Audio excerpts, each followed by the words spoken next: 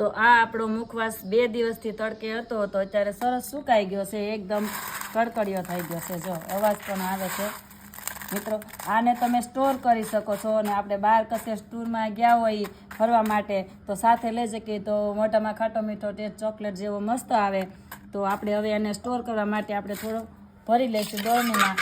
અને તમે 6 મહિના 8 મહિના પેક બરણીમાં ભરો એટલે આ ખરાબ થતો નથી. સરસ અવાજ પણ આવે છે.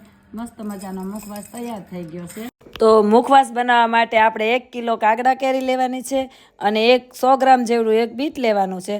તો કેરીને મસ્ત રીતે છોલીને મેં ધોઈ નાખી છે અને તેને છીણી નાખવાની છે. મુરબ્બાની જાડી છીણી લેવાની છે, પણ મિત્રો જાડી છીણી આપણી પાસે અવેલેબલ નથી તો મેં આ છીણીનો યુઝ કર્યો છે. આવી પડે છે પણ અત્યારે આપણે આને આવી રીતના કરી અને છૂટી પાડી દઈશું. જાડી છીણી છે નહીં એટલે. તો કેરી આપણી આ સરસ હવે છૂટી છૂટી છીણ થઈ ગઈ છે ને અંદર આપણે 2 બીટ પણ છીણી લીધા છે. તો એને મિક્સ કરી દઈશું. મિક્સ થઈ જાય એટલે આપણે થોડું એવું મીઠું નાખીશું એટલે ખાટું પાણી હોય એ છૂટું પડી જાય. બહુ ઝાઝું નથી નાખવાનું, ચમચી 1.5 ચમચી જેવું આપણે મીઠું નાખીશું. હવે આપણે એને મિક્સ કરી દઈશું. તો આ સરસ મિક્સ થઈ ગયું છે. હવે આપણે આમાંથી જે ખાટું પાણી હોય ને એ આમ નીચોવી અને આપણે કાઢી નાખીશું.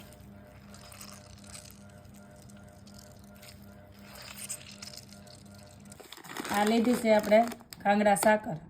તો એ પણ મેં દળીને તૈયાર રાખી. તો આપણે કિલો કેરી લીધી હતી ને એમાં 300 ગ્રામ જેવી આપણે સાકર દળી લીધી છે. તો હવે આપણે એમાં સાકર મિક્સ કરી દઈશું.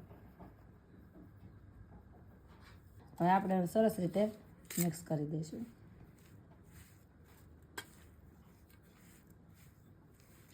આપણે સાકર મિક્સ થઈ ગઈ છે. હવે સાકરનું પાણી પણ થઈ ગયું છે.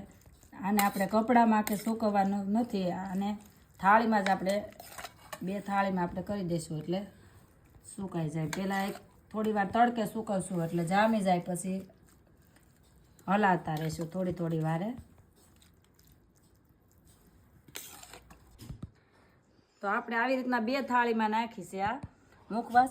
તો આપણે તમે 3 થાળીમાં પણ કરી શકો. જેમ છૂટું સૂકવશો એમ જલ્દી સુકાશે. તો અત્યારે આપણે આ 2 થાળીમાં તડકે સૂકવી દઈશું એટલે ખાંડની ચાસણી જામવા મળે. તો આપણો આ મુખવાસ આપણે તડકે મૂક્યો છે સુકાય ત્યાં સુધી. તો મિત્રો આપણો મુખવાસ આ 3 દિવસ તડકે સૂક્યો તો મસ્ત પકડો થઈ ગયો. જો અવાજ પણ મસ્ત આવે છે. તો મિત્રો આ મુખવાસ સ્ટોર કરવો હોય તો તમે કાચની બરણીમાં સ્ટોર કરી શકો છો. 1 વર્ષ દિવસ સુધી પણ આ સ્ટોર થઈ શકે છે. આપણે મીઠું અંદર એડ કર્યું હતું. આપણે અલુણા માટે જે છોકરીઓને ખાવું હોય તો આપણે મીઠું નથી નાખવાનું અને એકલી ખાંડમાં જ બનાવશે. તો મસ્ત મજાનો મુખવાસ તમે પણ ઘરે ટ્રાય કરજો.